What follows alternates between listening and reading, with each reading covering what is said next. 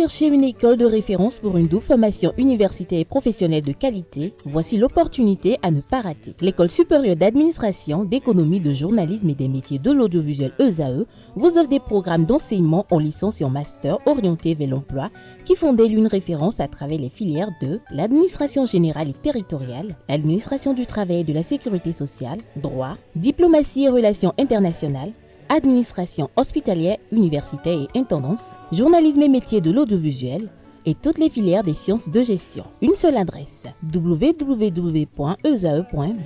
Rendez-vous dès maintenant sur nos campus ESAE Bedjromende au numéro 90 93 65 21 ou au numéro 98 98 14 00. Paracourt sur le numéro 52 46 12 12.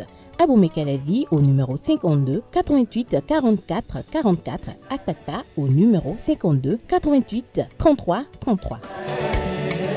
ESAE, l'excellence à un nom.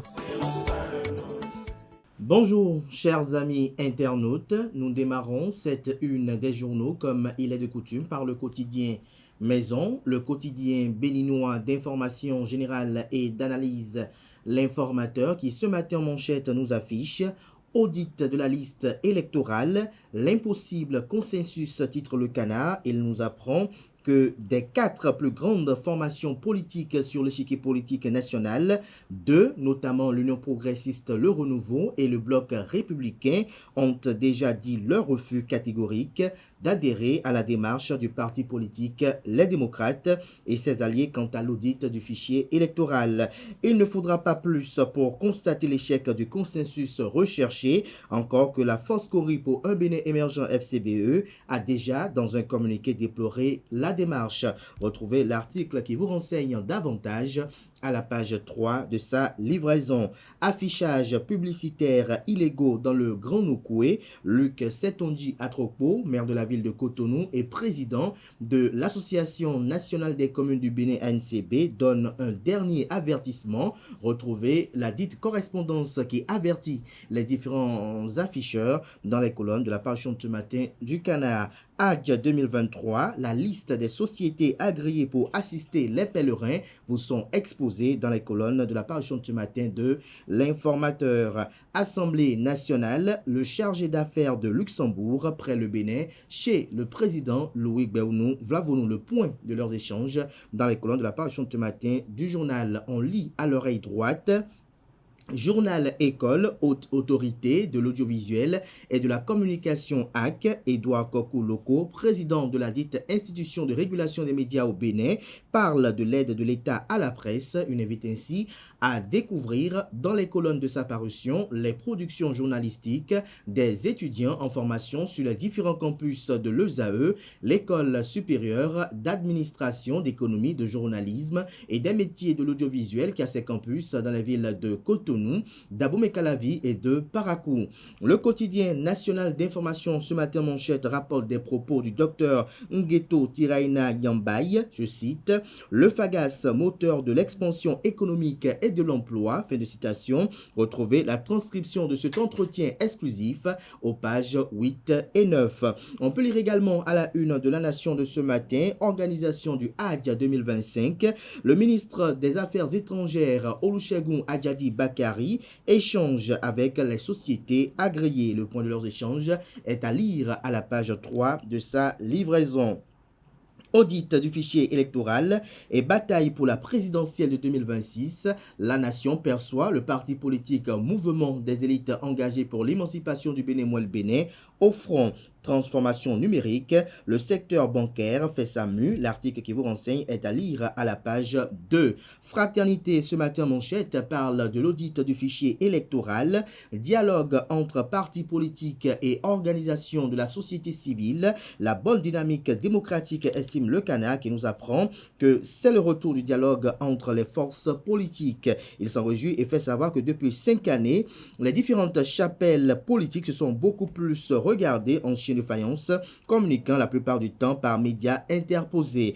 De ce fait, le climat politique a été marqué par des tensions entretenues avec des rancœurs. Et chaque camp est resté campé sur sa position, accentuant les antagonismes. Cependant, à l'approche des prochaines échéances électorales, un vent nouveau souffle sur l'échiquier politique béninois. En effet, dans la perspective de disposer d'un fichier électoral consensuel, les acteurs politiques ont décidé de discuter pour trouver une meilleure formule pour les élections apaisées. Dans une initiative historique, les partis politiques, notamment les démocrates, ainsi que les organisations de la société civile, ont entamé un dialogue autour du fichier électoral. Cette démarche de dialogue impulsée par l'opposition et pour laquelle les partis de la mouvance présidentielle sont réceptifs. Retrouvez la suite de l'article du journal à la page 3 de sa livraison de ce matin. 3 questions à Moïse Dosoumou, directeur de publication du quotidien Fraternité. Le Canard retient qu'au fil des années, Fraternité est devenu un label. Retrouvez la transcription intégrale de ses propos dans les colonnes de la parution du matin de Fraternité qui fête ses 25 années d'existence ce week-end. Le matinal ce matin manchette parle du cadre de vie, des transports et du développement durable du Bénin, plus de 359 milliards de francs CFA pour 2025. Le ministre José Didier Tonato présente un budget qui traduit les ambitions du programme d'action du gouvernement PAG 2021-2026. Le ministre du cadre de vie et des transports, José Didier Tonato, était devant la commission budgétaire le mardi 26 novembre dernier, nous apprend le matinal. Audit du fichier électoral, le parti politique Bloc républicain rejette aussi la proposition de l'opposition. Le consensus à rude épreuve, fait observer le Canard. Géraldo Gomez sur son dernier ouvrage, je cite, « Un plaidoyer pour accroître les humanités dans l'enseignement ». Retrouvez des précisions sur ce chef-d'œuvre salutaire à la page 6 de la parution ce matin du quotidien Le Matin, qui publie comme l'informateur dans les colonnes de sa parution la liste des sociétés agréées pour le Hadj 2025 au Bénin. Maté Libre ce matin manchette communique et fait savoir qu'à partir de demain 30 novembre, les numéros Move passent de 8 à 10 chiffres. Pour tout appel ou SMS, ajoutez le 01. On peut lire également à la une de Matin Libre de ce matin, décès de Mère Dia, l'air classé d'Arrozon sans vie. Tous nos projets sont allés à Alada, confie Diawiz. L'inondation, un défi majeur. Le site bientôt réaménagé par le gouvernement. Retrouvez des précisions dans les colonnes de la parution du matin du Canard. On découvre à présent la une du quotidien Le Potentiel qui titre en manchette Commune d'Abomey-Calavi, la 4e édition des retrouvailles Midofi célèbre la fraternité et le développement. Le Canard écrit noir sur blanc que la commune d'Abomey-Calavi a vibré au rythme des retrouvailles du réseau Midofi, un événement qui, pour sa 4e édition, a rassemblé les forces vives de la communauté à fond en coup. Placée sous le signe de la fraternité, cette célébration a réuni des personnalités de tous horizons, leaders communautaires, citoyens engagés et acteurs du développement. Retrouvé l'article compte rendu à la page 3 de la livraison de ce matin. Le journal nous informe également et parle de plaisir sexuel qui vire au drame dans une auberge dans le département du Kofo. Un aspirant au métier d'enseignant AME décède après une nuit sensuelle à Koulikomé. L'hypothèse d'une femme spirituellement minée n'est pas à écarter, estime le confrère. On peut lire également à la une de Le Potentiel, notamment toujours dans le département du Koufou, qu'il y a eu un grave accident de circulation hier à Koulikomé, une ambulance transportant un malade à l'origine de 2 morts. Audit du fichier électoral, Moël Bénin, mouvement des élites engagées pour l'émancipation du Bénin, échange avec le cadre de concertation des partis politiques de l'opposition. Le point à retrouver dans les colonnes de sa livraison, bien évidemment.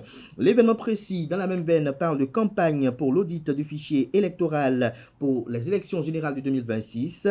2 rejets majeurs, l'Union progressiste, le Renouveau et le Bloc républicain disent non à l'opposition. Le parti politique Moël Bénin, mouvement des élites engagées pour l'émancipation du Bénin favorable, ces raisons vous sont exposées à la page 2. L'audit du fichier électoral compromis se questionne le Canard. Retrouvez son analyse à la page 3 de sa parution de ce matin.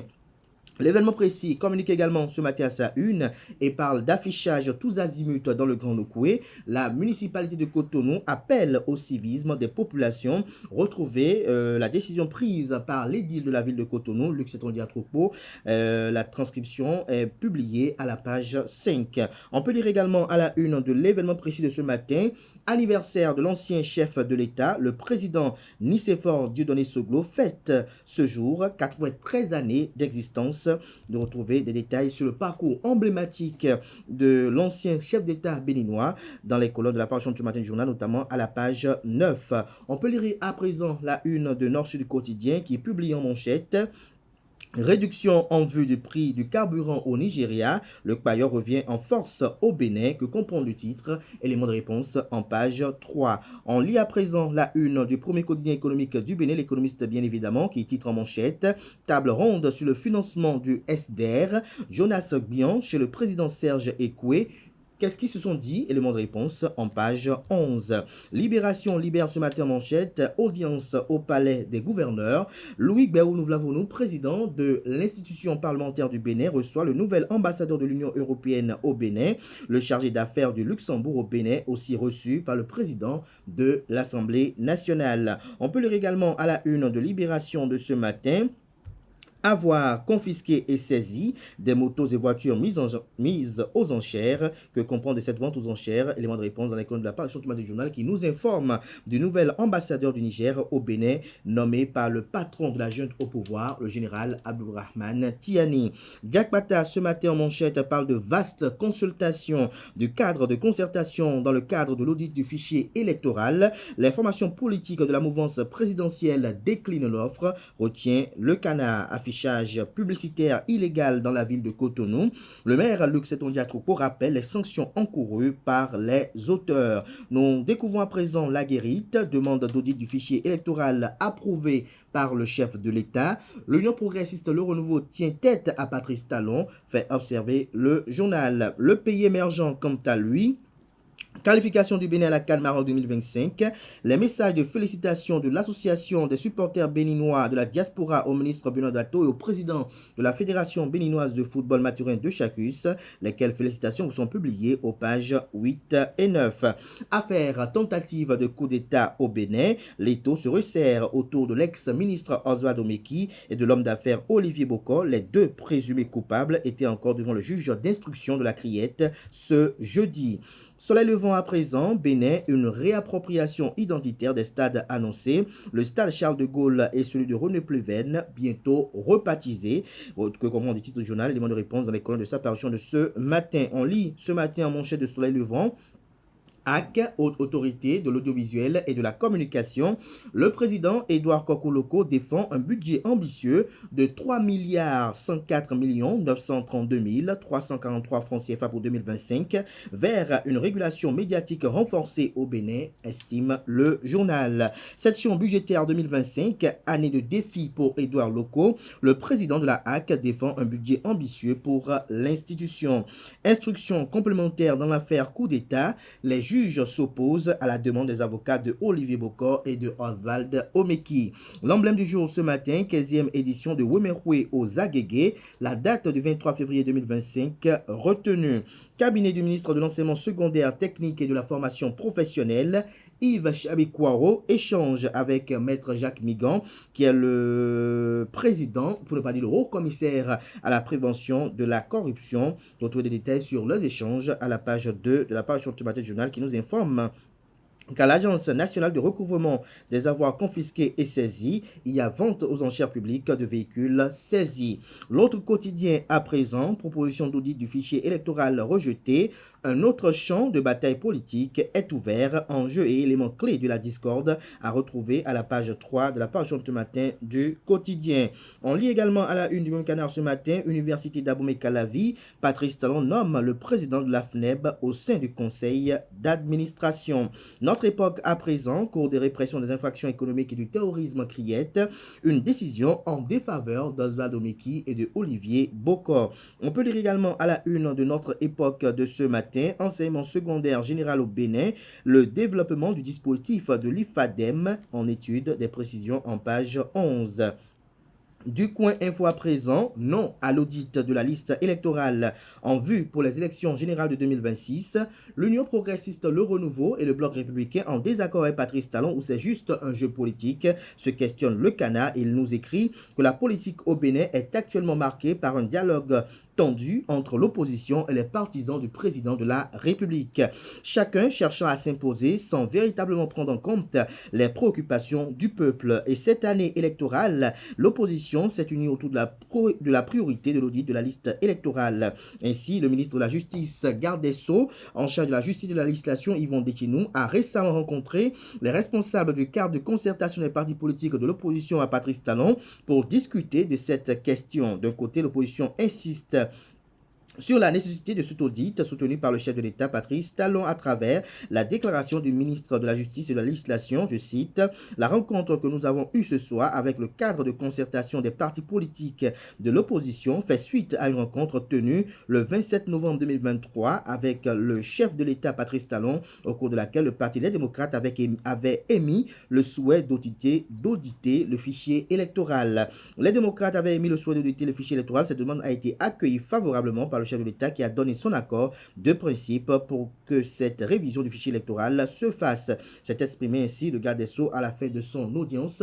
Retrouvez l'article du journal dans son intégralité publié à la page 3 de sa parution de ce matin. En boucle cette une des journaux par l'hebdomadaire catholique La Croix du Bénin, symposium de l'IAJP, l'Institut des artisans de justice de paix Chandoiseau de Cotonou sur le terrorisme en Afrique de l'Ouest, une contribution au-delà de la solution classique. Vous avez une image illustrative du présidium de la cérémonie d'ouverture des travaux du 22e symposium de l'IAJP CO sur la bonne gouvernance et le terrorisme, responsabilité des acteurs nationaux. C'était le vendredi 22 novembre 2024 au Chandoiseau. Retrouvez des précisions aux pages 6 et 7. On peut lire également à la une de la parution de cette semaine de l'hebdomadaire La Croix du Bénin, diocèse de Kandy, organisation de la journée sectorielle de la jeunesse. Conseil régional de l'AICA de l'Afrique de l'Ouest, Alain Rougnon, et le secrétaire chargé de la promotion de la famille, l'article en page 4. Relecture africaine du nouveau livre du pape François, Le génie féminin, objet de réflexion et mode d'expression. L'article à lire en page 10. Ce sera tout pour la présentation de quelques titres parus ce jour dans la presse locale. Les quotidiens sont disponibles dans les kiosques, également accessibles en ligne pour ceux d'entre eux disposant bien évidemment d'un site internet.